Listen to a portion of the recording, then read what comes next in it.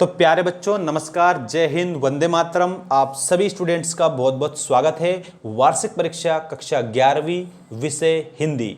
यहाँ पर ये पूरा पेपर हिंदी का पेपर आ चुका है आपका कक्षा 11वीं का, जिसमें कि आप लोगों को सारे के सारे जितने भी क्वेश्चन हैं इस पूरे पेपर में सारे आपको मैं हल सहित बताऊंगा। ठीक है, तो आप लोगों का ये पूरा पेपर आ चुका है। चैनल को आप सब्सक्राइब कर लेना, क्योंकि आपका एक भी क्वेश्चन मैंने इसमें छोड़ा नहीं है। सारे प्रश्न आपकी स्क्रीन के सामने। चलिए स्टार्ट करते हैं पहले क्वेश्चन से। सभी को एक बात मैं बता दूं, टेलीग्राम को ज्वाइन कर लेना है। टेलीग्राम की लिंक मैंने चैनल के अबाउट सेक्शन में जोड़ रखी है, तो आप लोगों को जल्दी से जल्दी टेलीग्राम ज्वाइन कर लेना है। वहीं पर आपको सारे PDF मिलते रहेंगे। ठीक है, तो ये रहा कक्षा 11वीं का वार्षिक परीक्षा के लिए पहला क्वेश्चन। सही विकल्प चुनकर लिखिए, मुंशी प्रेमचंद का मूल नाम क्या था? तो धनपत राय, गणपत राय, मोहन या इनमें से कोई नहीं। तो प्यारे बच्चों आपको धनपत राय बताना है। अगला प्रश्न है, पथेर पांचाली फिल्म की शूटिंग का काम कितने साल तक चला था? तो प्यारे बच्चों पथेर पांचाली फिल्म की जो शूटिंग थी उसका काम 2.5 साल तक चला था। ठीक है, रचना के आधार पर वाक्य कितने प्रकार के होते हैं? तो प्यारे बच्चों इसमें रचना के आधार पर 3 प्रकार के आपको उत्तर में बताना होगा। 3 प्रकार के होते हैं। इसके बाद अगला क्वेश्चन देखिएगा, किस काल को हिंदी साहित्य का स्वर्ण काल कहा जाता है? तो इसमें भक्ति काल बताना है, क्योंकि भक्ति काल में लोक कल्याण को सबसे ज़्यादा अहमियत दी गई थी, इसलिए स्वर्ण काल कहा जाता है भक्ति काल को। संधि के कितने भेद होते हैं? संधि के 3 भेद होते हैं। एक तो है आपकी स्वर संधि, एक है आप लोगों की व्यंजन संधि, और एक है आप लोगों की विसर्ग संधि। स्वर, व्यंजन और विसर्ग।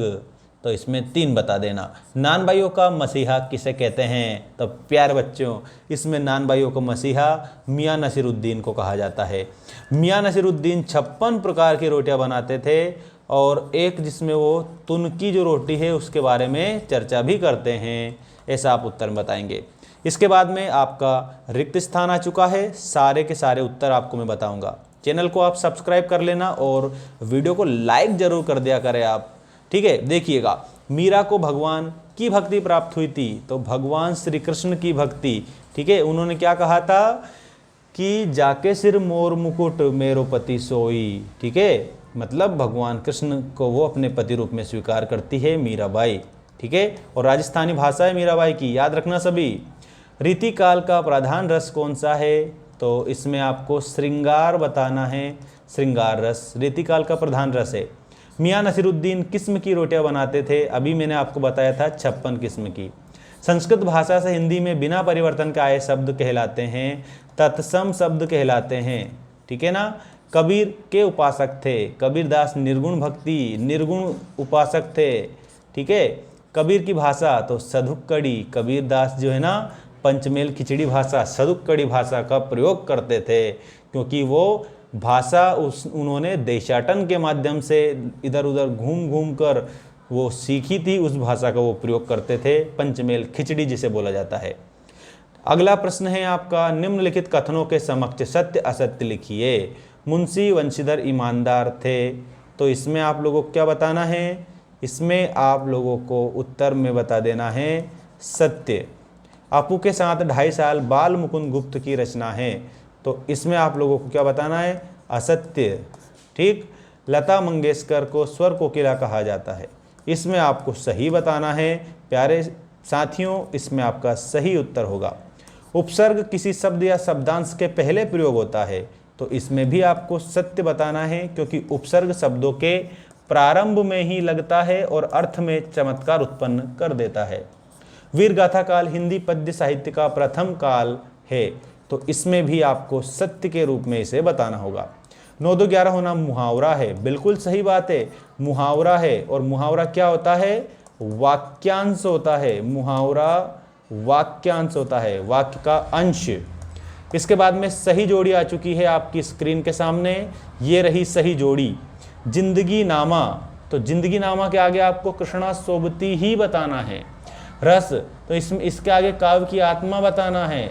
अलंकार, अलंकार में शब्द अलंकार, अर्थ अलंकार बताना है। समास के भेद इसमें 6 बताना है। मियाँ नसीरुद्दीन, तो मियाँ नसीरुद्दीन इसमें आप लोगों को याद रखना है, करेक्ट उत्तर के रूप में क्या आ जाएगा, मियाँ नसीरुद्दीन में आप लोगों को बताना है 56 प्रकार की रोटियां बनाने वाले।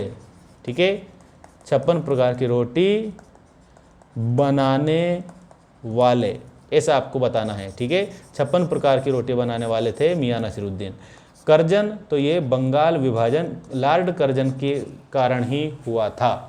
ठीक है, ऐसे आप इसमें उत्तर याद रखेंगे।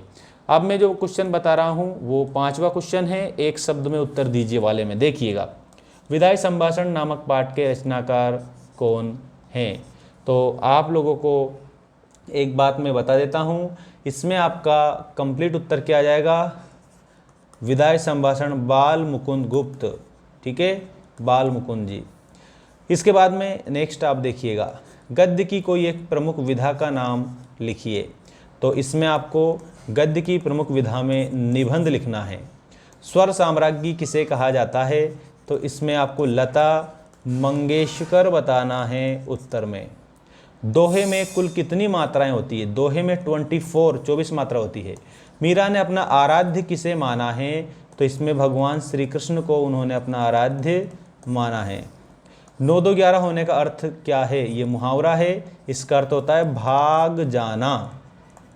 ठीक है, प्रेमचंद का जन्म कब हुआ था? 1880 में। ठीक है, सन 1880 में मुंशी प्रेमचंद का जन्म होता है। ये आप उत्तर में बता देंगे।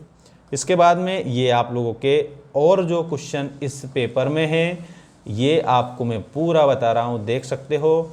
इन सारे प्रश्नों को आपको यदि इसका PDF चाहिए तो आप जल्दी से जल्दी टेलीग्राम जो है उससे ज्वाइन हो जाएंगे, क्योंकि टेलीग्राम पर आप लोगों के लिए सारे के सारे जितने भी पेपर्स जो मैं बता रहा हूँ इनके मोस्ट इम्पोर्टेंट क्वेश्चनों के PDF मिल जाएंगे।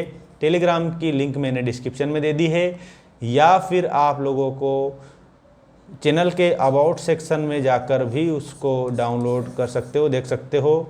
ठीक है, वहाँ पर भी हमने लिंक दे रखी है।